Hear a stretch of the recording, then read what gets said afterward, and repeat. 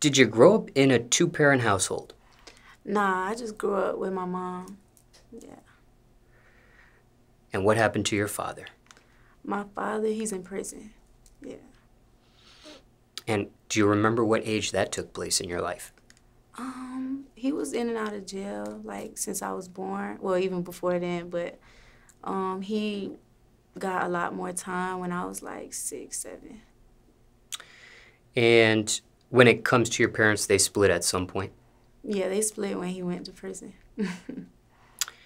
And was that the around the same age? He actually does go to prison. Was that six-year-old Yeah, yeah. mark there that you Yeah, that mentioned? was when he went in for a while. He's still in there to this day, so he's been in there for a while. And is that a state or federal prison by any chance? I think it's federal. Yeah, federal prison.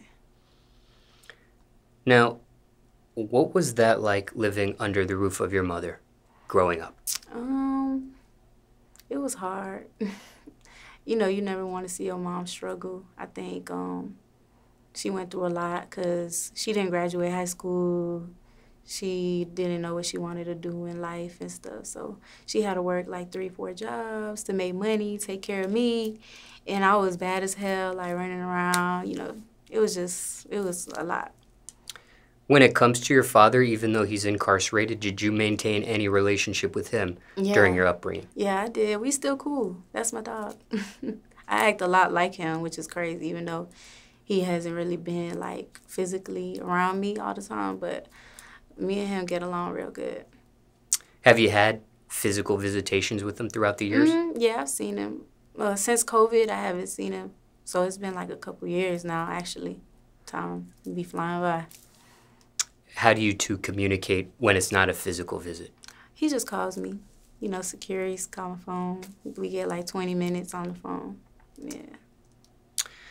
Now, when it comes to your upbringing and growing up in the manner that you did, parents split because of incarceration on one end, uh, the culmination of all of that, what did that teach you? What did you learn from that experience, if anything? What do you take away from that? How to be independent, how to hustle, how to cook, how to do a lot of things on my own because my mom was not really home all the time because she was working and stuff. So I had to really learn how to like deal with real life on my own, and she didn't really realize that I needed her to tell me how to do things. So I kind of just try to figure things out on my own. So that's what I got from that. Now, circumstances could be different for everyone, but generally speaking, let's say somebody's watching this interview and they're dealing with the split of their parents. Anything you would say to them? Just be strong. I mean, it's a lot of emotional damage that it does. A lot of people don't realize it because you're so used to dealing with two people, and then it's like a whole mess before they split. So I'll just say, hold it down, be strong, you're going to be all right. And speaking of that emotional, mental factor that you mentioned, has that been something you sought any professional help over by any chance? Yeah. I used to go to therapy a lot growing up. Yeah, I did. Was that helpful? It helped me. Yeah, I ain't gonna lie. There was this one guy, his name was Dr. Robinson or something. He helped me a lot. He was an old man, but I went to him for like 2, 3 years. And yeah, I don't know. He kind of guided me through life because he was wise. He gave me good advice. So he helped me a lot. Back then, when you would see a professional, was that by force? You were forced to see a professional, or was that voluntarily? Yeah, I was forced. But now that I look back, I'm glad that they made me do it, like my mom and stuff, because I probably really did need it, and I didn't think that I needed it. So Now, is that something you still need at this point? Dealing with the upbringing that you had, again, nah, I mentally, don't know. emotionally. Maybe, shit. I think we all need a little therapy. Anything else on the topic of a split? hmm Nah, I don't think so. I mean, I didn't. My mom, like when they split, I was so young. So, I mean, it was pretty bad when they split, but I think really you just gotta thug it out. Because what else can you do? You a kid and you just gotta deal with the motion.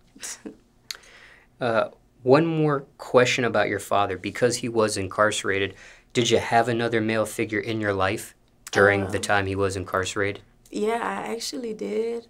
My mom got married to somebody, but he was like not any better than my father. So he kind of was like in jail too. And then they got divorced and we just didn't have a good relationship after that. So yeah. Just for chronological purposes, what age does this person come into your life? I'll say like 9 years old. Yeah, I think 9. And what age did this person leave your life? And speaking of terms of divorce. I think like 12, 13. Now, did you have any siblings growing up? Only child. What was that like, being the only child? It was boring as hell. I feel like I was bored all the time. I didn't have any family around me because all my family was like in Chicago and my other family is in Columbia. So I was always alone. So I got in a lot of shit. Like I try to make everybody my sister, brother. Like I thought every friend that I had was my family. So that was like my biggest issue growing up. And what did that teach you? What did you learn from that experience of being the only child, other than what you've described thus far?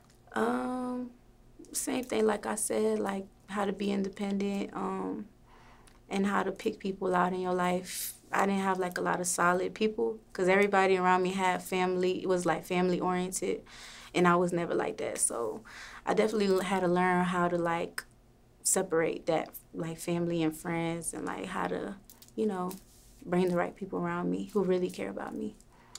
Now, for those watching, getting to know you for the very first time, you mentioned Chicago and you mentioned Columbia, but where were you raised in the midst of that? I was raised in Florida.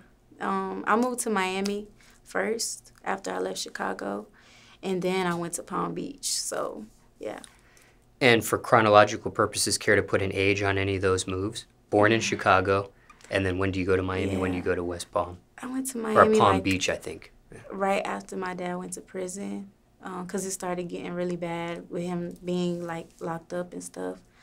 I'll say like 7. I went, and then I went to North Miami Elementary School, and then I think after a year I went to Palm Beach, and I went to the elementary school over there.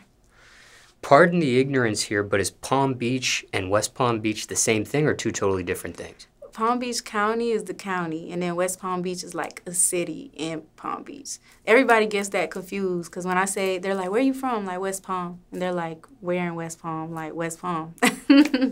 So, yeah, West Palm Beach is a city in Palm Beach County, yeah. So when you say Palm Beach throughout this interview, you're referencing the county itself. Yeah, just the county itself because I lived everywhere in Palm Beach. Like, I really didn't grow up in one area.